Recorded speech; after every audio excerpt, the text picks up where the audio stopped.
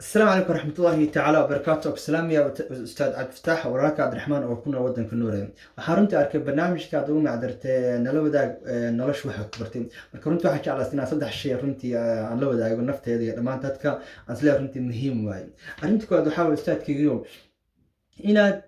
qofku inuu qofku u arko wax caadi ah aan dib lahayn oo normal inuu qofku u arko in haddii dadka kugu dhow dheecan ahaan iyo si walbaba oo ah waalidka iyo walaalaha haddii sidaad wax u aragtid iyo waxa ku riyoonaysid iyo qaabka wax u arkaysid si ka doon haddii u arkaan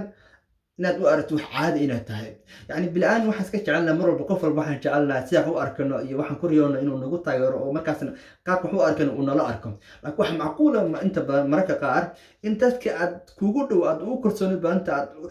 xiriir ahaan kugu dhow waalidka iyo walaalaha waxa aad ku riyoonaysid iyo wax ku sooran qaabka u arkaysa qaab ahaan ay u arkaan markaas xilligaas waxa macquul in baan anaka naga mad inaan xoogaa arrintii kan iyo jabna ama haddaad helin macni dhiirigelin dadkii kugu dhowaa bay adag tahay marka inaad u aragto wax caadi ah in dadka kugu dhow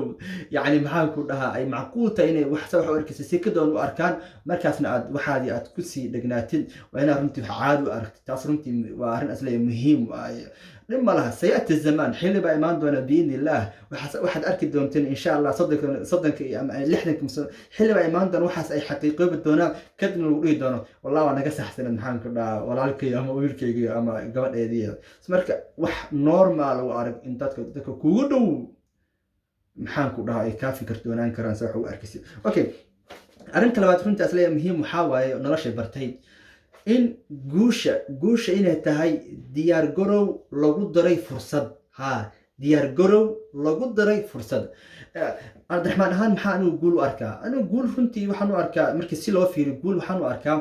markii aan wax soo diyaariyo oo aan soo fahmo oo kitaabka ilaahay ka soo fahmo danna kadibna markii dadka hortaan imaado aan la wadaago dadkiina ay saameyn ku yeelato aan arko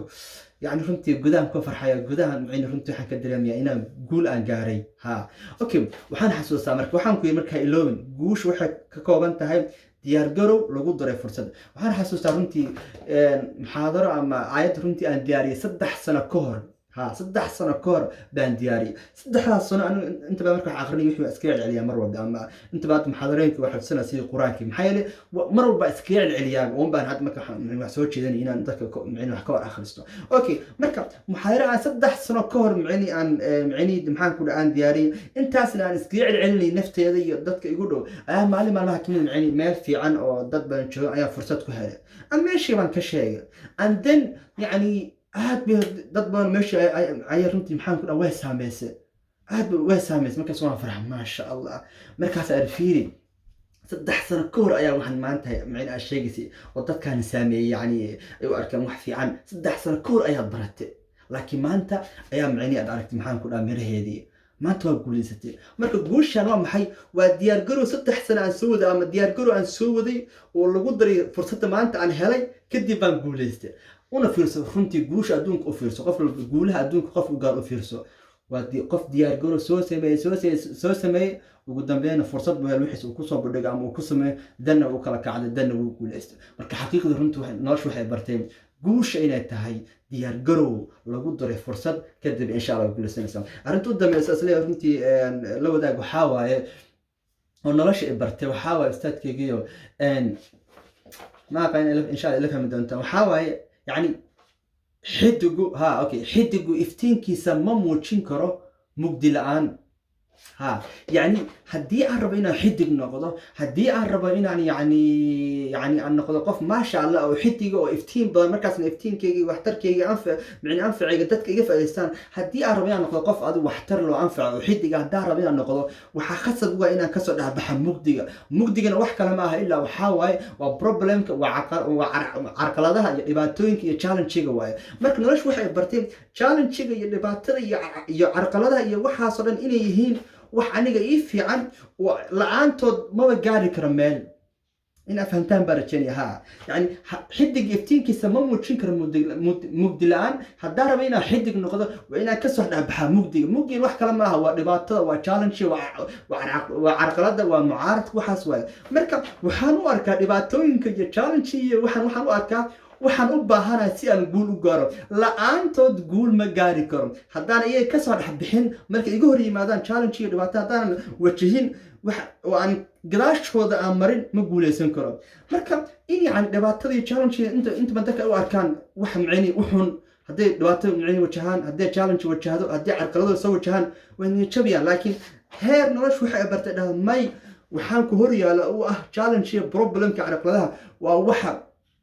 kuwa sababaya inaad guusha gaarto maxay guush mar walba waxay taallaa dhibaatadan iyo challenge-yan gaashooda marka inaad u aragti okay inaad yani I'm waiting for inaad sugtidba inay challenge ku yimaado maxay xaqiiqda waxay ku leedahay wallah marka u fiirsid qof guuleysta ma arkaysa ilaa uu soo rafaaday uu soo dhiday uu soo dhibaato marka noloshu waxay bartay challenge-ga iyo problemka iyo carqaladaha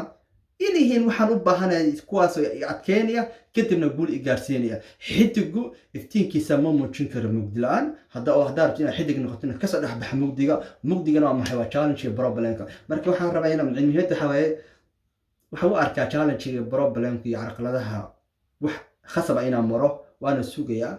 haddii hor yimaadaan waxaan u arkaa fursad aniga adkeynaysa waxay baraysa marka nolosha runtii saddexaas ay bartay xidig iftiinkiisa ma muujin karo mugdi la-aan iyo arrinta labaad oo ahayd guusha runtii inay ka kooban tahay diyaar garow lagu daray fursad iyo arrinta saddexaad oo ahayd inaad okay u aragti wax normal oo caadi u aragti in haddii dadka kuugu dhow ood ugu kalsooni badan tahay aysan kula arkin sida wax u aragtid inaad okay u aragtid marka insha allah haddaan rabno mar kale aan kula wadaagi karna wax kaloo dheeriya laakiin hadda runtii fiideo waa idinku dheereeyay marka intaas kusoo gabagabeynaya asalaamu calaykum waraxmatullahi tacaala wabarakaatu